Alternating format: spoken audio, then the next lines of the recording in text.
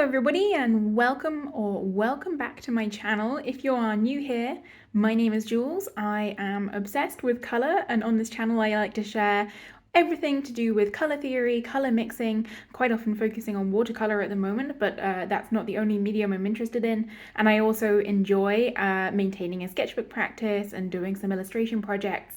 So really there's a whole variety on this channel for you to check out.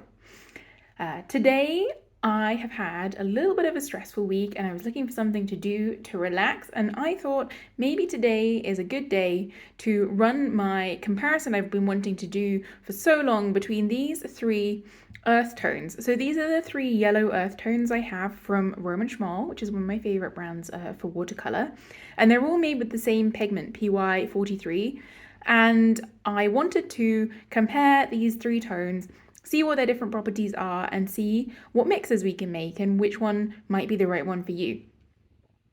So to be more specific, these colors are transparent gold ochre, and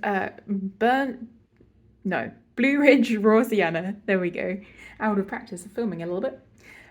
So these are the three colors we'll be working with today, and I'm going to mix them with some colors from my Ultimate palette, which, as you can see, is in a little bit of disarray. It's in a little bit of a state of flux right now. We're switching some things out, trying some new stuff, and so yeah, hopefully it will be interesting. We'll see some cool results, and we'll just have a nice, relaxing time swatching. I was going to draw a grid. I have not drawn a grid on this piece of paper. I am just going to go with the flow a little bit, which is high risk, but on this channel we take risks. High risks, like swatching without a grid. Anyway, can't wait to get started. So I guess, first of all, we will look at these colors independently. So swatching today with my very well loved Da Vinci #1 quill, and I think we'll just start by swatching these out, how shall we? So I'll just add a little bit of water. So some things I know about these colors already is that the transparent gold ochre in particular can be a little bit thirsty, and by that I mean it's not difficult to re-wet. It doesn't dry like a rock. These paints have honey in, and so they're very, very easy to work with usually, but it does take a little bit more water to soak up and properly moisten so you can actually get the pigment load out. I'll just switch it over here. And as you can see, it's a lovely, bright yellow ochre tone. A little bit brighter than maybe a standard yellow ochre, I feel like. It's more on the cool side. One color that I really want to try is the lemon ochre by Michael Harding. One day I will buy some Michael Harding paints, and the day that I do, I will buy their lemon ochre. But right now, as you can see, I'm sure I have plenty of paints to be getting on with. So next up is this gold ochre, which is a new paint that I bought in a recent haul when I picked up a lot of new pigments as well. So be sure to check that video out if you're curious about that. And you can see that this color is a bit stronger. It's a bit deeper and also a little bit more on the warm side than the transparent gold ochre. So I think it will be interesting to see, especially in mixes with blues to make greens, what color we get with that, what the difference is between these two. Because the transparent gold ochre is a beautiful tone, but it can be a little bit weak maybe sometimes. And then finally, we have this Blue Ridge raw sienna. And I will just put this on the end. And this is once again deeper and maybe not warmer, but more earthy, so a little bit more muted. I'll just add a little bit more of the pigment over here. It's always interesting doing these with the camera on. Anyone who's ever tried to film a video before will know what I mean. I think I might have accidentally got a smudge there. That's just the watercolor life. But as you can see, for being the same pigment, these three colors are very different, and I think that they will behave very differently in mixes. So that's what we're going to do.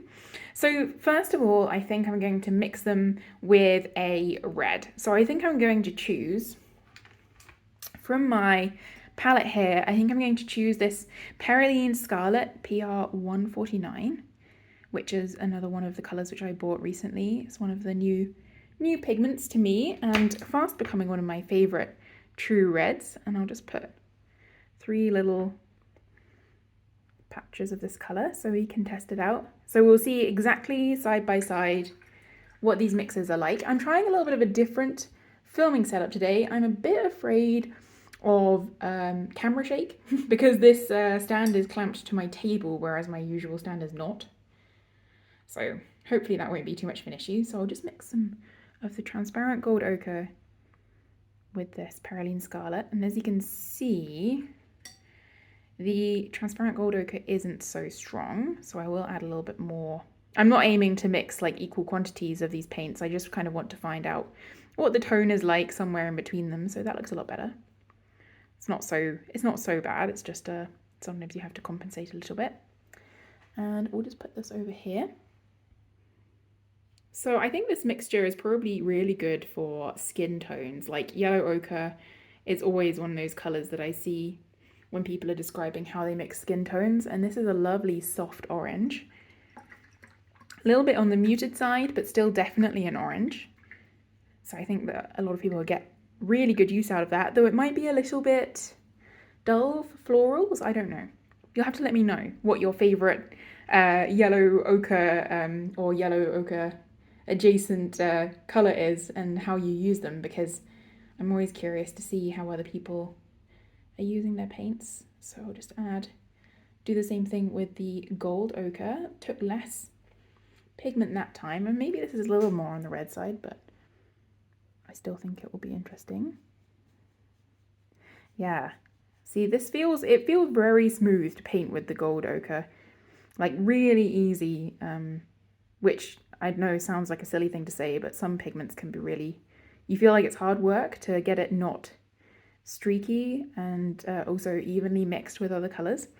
So this is a little bit of a duller tone than the brighter orange with the transparent gold ochre, but I like that it reminds me of ginger red a little bit because it's so more muted and a little bit duller, but I think it will also be interesting to see if any of these could granulate, and if so, what that does to the mixes. And then finally, the raw sienna, which is deeper. So I wonder if it will be really dramatic, the effect that we see. I mean, they look similar enough in the swatches that you think that you could use one in place of the other, but whether this is actually true in practicality, the proof will be in the proverbial pudding. And it does look browner. It looks more like an orange ochre for sure, not just like an orange, like a soft orange color. But again, would be really good for skin tones. It's a very natural looking, warm blush tan color, I would describe it as. But also really a pleasure to use.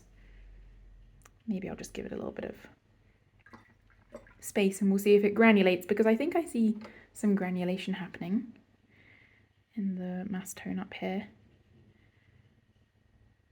Let's see how that one turns out. So I'm already super excited, to be honest, by this. Like, this is already exactly kind of what I was hoping would happen, in the sense that I'm seeing differences here, which mean that I feel like it's definitely useful to do this comparison. So hopefully at least one person will take something useful away from this. I'm just going to clean up this gold ochre a little bit, left a bit of my red in there. So I think the next colour I'm going to try and mix is with a more magenta tone. So I'm going to use this quinacridone fuchsia, which is this one here. I'm just going to do 4 mixes, I think, today. So this is a new colour to me too, so I'm still learning how this mixes. I know that this is my compromise on quinacridone magenta, which is a colour everyone's been saying I should get for a really long time, and I was resistant because I'm not that big a fan of magenta colours, but this one is not quite as in your face as some quinacridone magentas, so I felt like I could give it a shot. And again, I'm hoping this will make some nice neutrals, but it's like warm neutrals maybe. If I just see, I think this is a beautiful peach actually. Wow, wasn't expecting that. It's always interesting when you do colour mixtures, no matter what you think you are going to get, sometimes you can still be surprised. And this is like, this could be my skin tone. Maybe a little in the winter a little bit when I haven't seen the sun for a while. But that's a lovely colour. Wow, that's such a surprise. I was really not expecting that at all. Let's see how the other two mix. I'm really curious now. Maybe I'll add a little bit more of the magenta to these puddles because I think this, sorry, the quinacridone fuchsia, it is PR 202, I believe. So it is the quinacridone magenta pigment. And let's see what it mixes with the gold ochre. Maybe I'll just not use too much.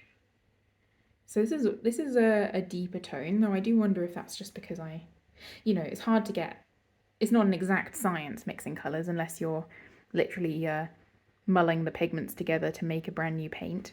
But this is another beautiful, beautiful skin tone, just a little bit deeper and warmer. That's amazing. Wow, this quinacridone fuchsia is surprising me already. Maybe I should do a mixing video with that. Let me know if you're interested, because I was just put off by the fact that it's such a bright pink, but it seems like it mixes really, really lovely. Mixes with these yellow earth tones. Let's see how it does with the raw sienna. So this is maybe a little more on the pink side, but it looks more similar to the gold ochre in this mixture.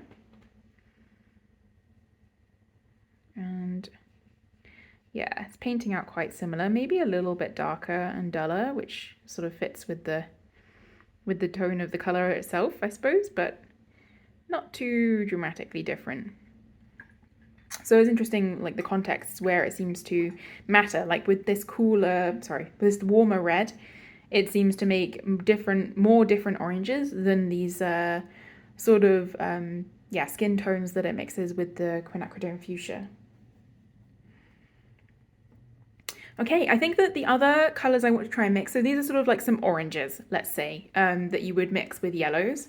So if you're using these in place of a yellow, then the other colours that you're going to want to mix are going to be greens, right?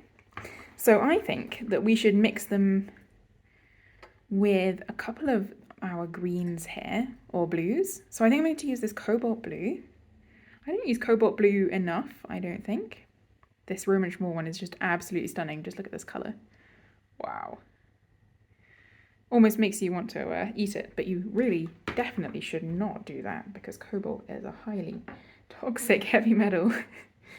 But, this is just such a beautiful colour. It reminds me of the pigments used in, like, painting pottery. Anyway, enough of that nattering. Let's see what greens it mixes with the transparent gold ochre. Okay, this is like a lovely soft sage green. And the cobalt blue does granulate, so I will be trying to use enough water to let that shine. And let's just see. This is a wonderful soft sage green. Wow. I think I see a little bit of the colour separation. Maybe. This paper is just cellulose paper, so it's not necessarily the best for showing granulation. It has a little bit of texture though, so it does usually come out in the end, but that's a lovely muted green. I wonder if the others will be even more muted because I know that they are warmer, and warmer yellows tend to mix more muted greens. So yeah, this already looks more like a, I don't know, like a dirty olive. Which doesn't sound like a very appealing colour name. I'm not sure anybody would buy my paint if I called the colour dirty olive. But then, there are some paint companies out there selling wall paint with names like pigeon's back and elephant's breath. I can see them separating on the palette, by the way, these pigments, which is lovely. So I think that they would potentially do that in the right context also on paper. That's a nice soft tone. I think a lot of people really enjoy these soft greens. I'm not a huge fan, but I think that I am looking forward to seeing a little bit more of this one. And then finally, we have this mixture with the raw sienna. which will be the most muted of all, maybe even more of a, yeah, this is more of a brown grey. So actually, even though you might think, oh, you know, I've got one yellow earth tone, I don't need more. If you're planning on using them for mixing, those are like a nicer, it looks a little bit greener in person than it does on camera, but it's sort of a dark khaki green, maybe? I'll be sure to give you a close-up of all of these when they're dry, by the way, so fear not. But I figured it's nice to have the zoomed out version for now. I got this new stand for filming because I wanted something that has a light on it, so I can use, so I can maybe film videos in the winter when we don't have so much natural light. I'm just going to clean up a little bit of this palette space so we can do our final mixes. Okay, so I've cleaned up a little bit of space. And now I think to make some brighter greens, I think I'm going to mix with this, what does Schminke call it? It's like the emerald green or emerald green bright or something. It's a mixture of PG18, which is genuine viridian, and PG7, which is phthalo green blue shade. So it's a really bright green, again a little bit warmer than it's coming across on camera, but I think it will make for some really nice, more natural but still saturated green mixes. Fingers crossed. Oh, it's hard to do with one hand for some reason. Okay, looks so stunning on the palette. I don't use this colour by itself basically ever, but I do sometimes. It just hits right. I used it for a series of malachite inspired paintings once and it was really good. Okay, let's mix this with the transparent gold ochre, and wow. No regrets on that mix. That is a really nice sort of soft spring green. Very smooth on the paper. These paints are all so nice. Obviously, if they made it into my ultimate palette, then they must be colours that I have tried and tested. But that is a really beautiful colour. I think that is so... that's so nice. Compared to this green, I think that this is very pleasant, very interesting. Let's see how it does with the gold ochre. I'm expecting this will be maybe a bit more like a muted hooker's green or something, and it does seem to be the case, like a little bit deeper and a little bit more on the blue side. Maybe I added a little bit less of the gold ochre just because I'm very aware that it's a stronger pigment, but maybe it's also just how the mixture is, you know. That's very, very nice. These are some really nice soft greens. Really loving these so much. And I'm very curious what the, you can definitely see the granulation in this mixture here with the raw sienna and the cobalt blue now. So that will be really interesting to show you in a little bit. And then finally mixing the raw sienna with the viridian mixture.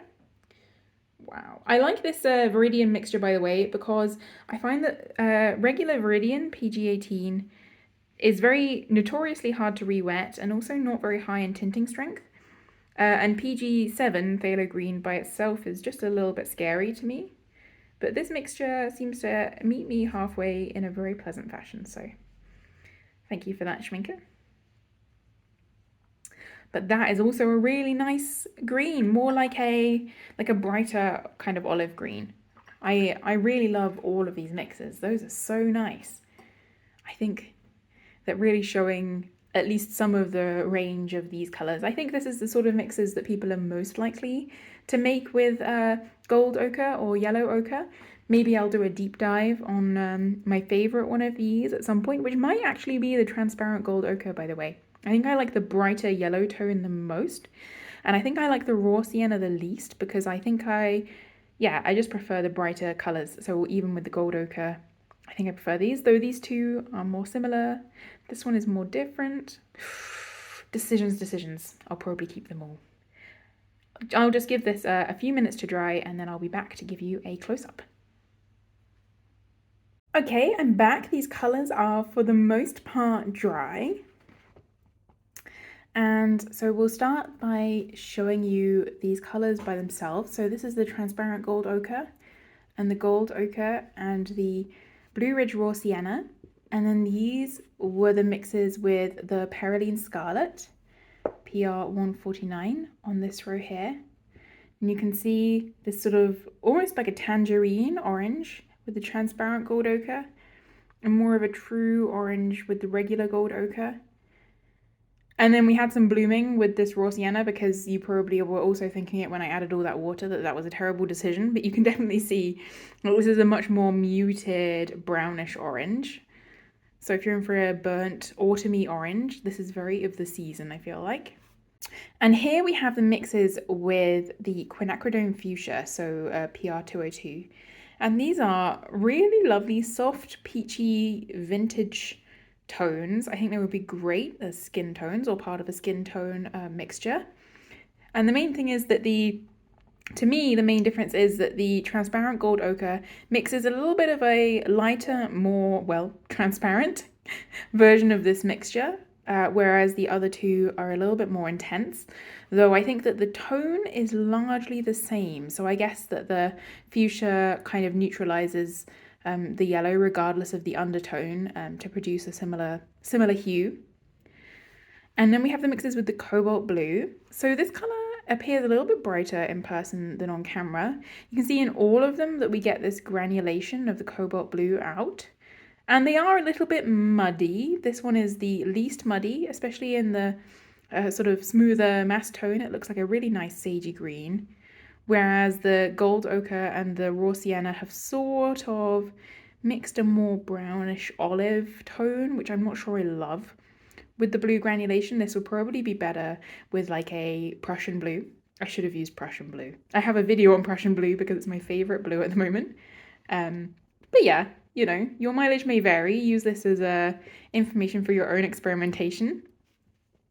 And then finally, we have the mixes with the Viridian and Phthalo Green mixture. And these mixtures are really, really nice. I really like this sort of spring green from the transparent gold ochre and this sort of slightly more textured, maybe bluish green, more blue green with the gold ochre.